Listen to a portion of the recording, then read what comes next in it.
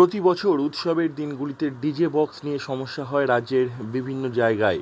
এই DJ box বন্ধ করা নিয়ে কড়াকড়িও করা হয় প্রশাসনের পক্ষ থেকে। সেজন্য এবার ডিজে বন্ধ করার সংকল্প নিল খোদ সাউন্ড সিস্টেম ব্যবসায়ীরা।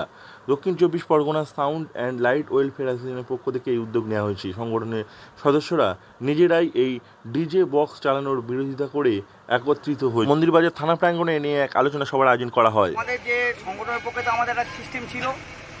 আমাদের স্লোগান হচ্ছে আসন দূষণ নিয়ন্ত্রণ বিধি মেনে চলি দূষণমুক্ত সমাজ গড়ি। আমরা ব্যবসা করছি, আমরা তো আইনের ঊর্ধ্বে কেউ নয়।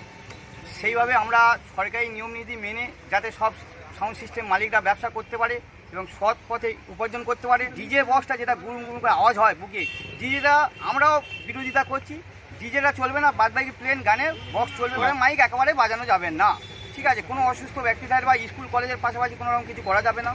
উৎসবের দিনগুলিতে মাইক কিভাবে চলবে সেই সংক্রান্ত একটি আলোচনা সভার আয়োজন করা হয়েছিল মন্দিরবাজার থানা প্রাঙ্গণে। সেখানে উপস্থিত ছিলেন মন্দিরবাজার থানার ভারপ্রাপ্ত আধিকারিক গৌতম সাহা। তিনি সেখানে ডিজে বক্স বন্ধ করে অন্যান্য যে সমস্ত বক্স রয়েছে সেই বক্সগুলি চালানোর পরামর্শ দিয়েছেন, যাতে সাধারণ মানুষের কোনো রকম অসুবিধা না হয় সেই রকম বক্স এবং সাউন্ড সিস্টেম চালানোর পরামর্শ দিয়েছেন তিনি।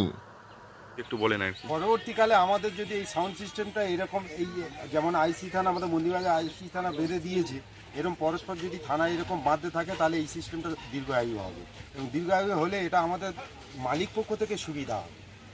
যেটা আমরা বড় বক্স নিয়ে অনেক হ্যাপা হয়, অনেক লোক সংখ্যা লাগে, অনেক কষ্ট দিয়ে বক্সগুলো তুলতে হয়, বাজাতে হয় বা অনেক খরচা ব্যয় হতো, সেটার দিক থেকে আমরা বাঁচবো। এবং যে সিস্টেমটা করেছে এই সিস্টেমটা পূজা কমিটি ও তারা সবাই মেনে চলবে। মন্দিরবাজার থানা প্রাঙ্গণে আয়োজিত আলোচনা সভাতে উঠে আসে এই ডিজে বক্সের প্রসঙ্গ। এই বক্স শব্দ দূষণ করে বলেও মত সকলের। এ নিয়ে Mandirbazar sound and light welfare অ্যাসোসিয়েশনের সভাপতি সুখদেব মণ্ডল জানিয়েছেন, এই যে উদ্যোগ নেওয়া হয়েছে তার প্রভাব পরবর্তীতে জেলার সর্বত্র পড়বে। এই কথার সঙ্গে একমত পোষণ করেছেন ওই সংগঠনের জেলা সম্পাদক অসিত রঞ্জন ঘোষ। তিনি জানিয়েছেন, এটি একটি ভালো উদ্যোগ। ডিজে বক্স সাউন্ড সিস্টেম থেকে সরবরাহ করা না হলে তাহলে সাধারণ মানুষজন আর সেগুলি পাবে না, ফলে শব্দদূষণ সহজেই রোধ করা যাবে। এজন্য সাউন্ড অ্যান্ড লাইটের যে সমস্ত ব্যবসায়ী রয়েছেন তাদেরকেই এগিয়ে আসতে হবে। দক্ষিণ চব্বিশ পরগনা থেকে নবাব মল্লিকের রিপোর্ট, লোকাল 18 বাংলা।